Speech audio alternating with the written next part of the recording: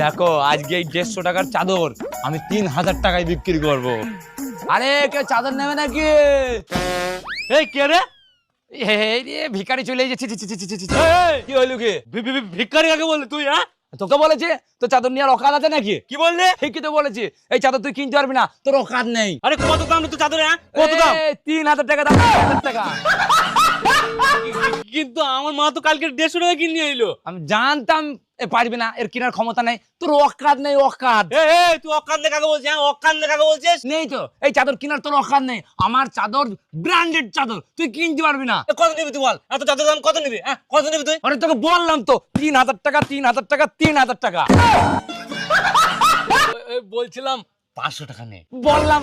এ শালা নিতে পারবি না, এ শালা ভিখারি গরিব, তোর অকাতই নেই আমার চাদর নেওয়া। এই তুই কাকে বলছিস? তুই কাকে বলছিস? হ্যাঁ, কাকে বলছিস? তুই অকান্দে কাকে বলছিস? তোর অকাত নেই, তুই ভিখারি, ফালতু ফালতু দরদাম করছিস, তুই একটা চাদর নিতে পারছিস না। এই